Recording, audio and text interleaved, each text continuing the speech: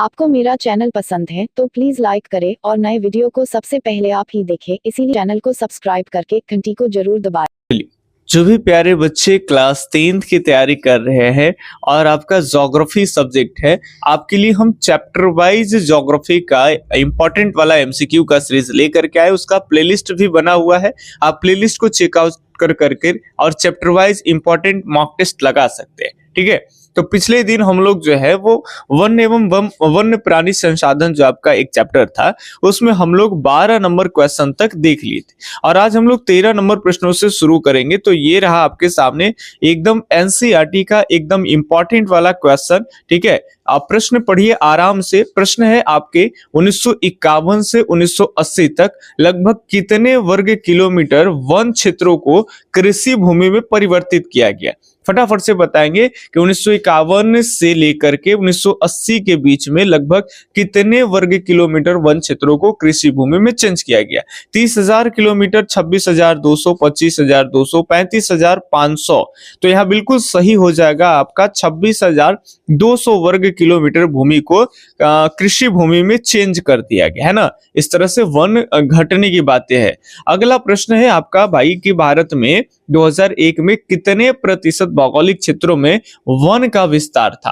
फटाफट से बताएंगे कि भारत में कितने प्रतिशत क्षेत्रों पे भौगोलिक क्षेत्रों पे वन का विस्तार था। तो अगर हम डेटा 2001 की बात कर लेंगे तो 19.27 प्रतिशत क्षेत्रों पे वन का विस्तार है।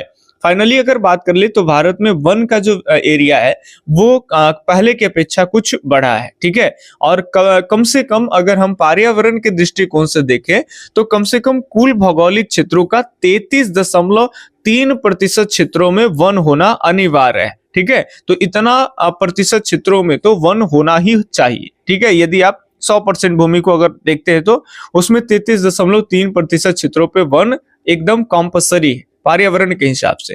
चलिए अगला प्रश्न के देखेंगे। अगला प्रश्न है पूर्वोत्तर राज्यों के 188 आदिवासी जिलों में देश में कितने क्षेत्रों का, देश के कुल कितने क्षेत्रों का कितना प्रतिशत वन है। तो 188 आदिवासी अगर जिलों की बात कर लेंगे पूर्वोत्तर भारत में, तो वहां पे देश में जितने भी वन पाए जाते हैं उस वन का 60.11% वन जो है केवल भारत में पूर्वोत्तर क्षेत्रों के 188 आदिवासी जिलों में पाए जाते हैं। तो 15 का यहाँ पे ए ऑप्शन एकदम सही होगा। अगले सवाल की तरफ बात करते हैं। अगर ये सीरीज अगर आप देख लेंगे तो ये सीरीज इस चैप्टर का अंतिम है, इसके बाद कोई आपको सीरीज देखने की जरूरत नहीं पड़ेगी। ठीक है, चलिए बताएंगे टैक्सोल का उपयोग होता है। टैक्सोल का उपयोग जो है वो होता है मलेरिया में, एड्स में, कैंसर में या फिर टीबी में। फटाफट से बताएंगे कि टैक्सोल का इस्तेमाल किस में होता है। तो आप सब जानते हो कि टैक्सोल का इस्तेमाल कैंसर के उपचार में होता है। हिमालय के क्षेत्र में एक विशेष प्रकार की वन पाई जाती है जिसे चीड़ कहते हैं। कई जगह पे आपको यव भी मिलेगा। तो दो वट, या तो आपको चीड़ कर करके ये वृक्ष देखने को मिलेगा या फिर इसको यव भी बोलते हैं। और इसके टहनी से, इसके छाल से एक टैक्सोल नामक पदार्थ निकाला जाता और उसका उपचार जो है वो कैंसर, दवाइयां बनाने में कैंसर के उपचार के लिए किया जाता है ना। बाकी मलेरिया आप जानते हो, मलेरिया को खत्म करने का भारत जो लक्ष्य है वो 2030 तक रखा है। ठीक, चलिए अगले सवाल की तरफ बात कर रहे हैं। तो अगला 17 नंबर सवाल है वन संरक्षण एवं प्रबंधन के दृष्टिकोण से वनों को वर्गीकृत किया गया। तो वन संरक्षण और प्रबंधन के दृष्टिकोण से वनों को कितने वर्गों में बांटा गया है? 4 में, 3 में, 5 में, इनमें से कोई नहीं। तो यहाँ सही जवाब हो जाएगा 3 वर्गों में, है ना। अब वो 3 वर्ग कौन कौन से है, अगर आप अच्छे तरीके से पढ़े हैं तो ईमानदारी से कमेंट बॉक्स में आप हमें बताएंगे कि आखिर वो वन संरक्षण एवं प्रबंधन की दृष्टि से जो वनों को 3 वर्गों में बांटा जाता है वो कौन कौन से प्रकार है। ठीक है, चलिए बाकी नेक्स्ट क्वेश्चन की अगर हम बात कर लेंगे तो अगला प्रश्न है एफओ की वानिकी रिपोर्ट के अनुसार 1948 ईस्वी में विश्व में कितने हेक्टेयर भूमि पर वन था। ऑप्शन आपके सामने दिखाते हैं। ये रहा आपके सामने ऑप्शन 6 अरब हेक्टेयर पे, 4 अरब हेक्टेयर, 8 अरब हेक्टेयर या फिर 5 अरब हेक्टेयर। सही जवाब क्या हो जाएगा कमेंट करके फटाफट से बताएं हमें। तो ये आपका हो जाएगा 4 अरब हेक्टेयर पे वन था। 1948 की बातें कर रहे हैं। ठीक है, चलिए अगले सवाल की तरफ देखते हैं। तो अगला सवाल है, बिहार में कितने प्रतिशत भौगोलिक क्षेत्रों में वन का फैलाव था? तो बिहार में कितने प्रतिशत क्षेत्रों में वन का फैलाव है? तो ये हो जाएगा आपका 7.1%। सॉरी, पहले था लेकिन अब 7.7% के लगभग है। ठीक है, तो सही जवाब यहाँ पे सी ऑप्शन हो जाएगा। बस कुछ ही प्रश्न और बचे हैं बताने आपको कि संविधान की धारा 21 का संबंध है। ऑप्शन आपके सामने है, वन्य जीवों तथा प्राकृतिक संसाधनों का संरक्षण से, मृदा संरक्षण से, जल संसाधन एवं संरक्षण से, खनिज संपदा संरक्षण से। तो सही जवाब आपका जो हो जाएगा वो हो जाएगा 21 का संबंध जो है वो आपका वन्य जीवों तथा प्राकृतिक संसाधनों के संरक्षण से। तो 20 का ए ऑप्शन ही एकदम क्या हो जाएगा, सही हो जाएगा, है ना। अगले सवाल की तरफ बात कर लेंगे।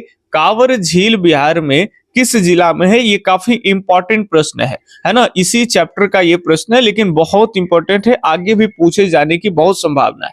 कांवर झील बिहार में किस जिला में है? पटना में, जहानाबाद में, दरभंगा में, बेगूसराय में।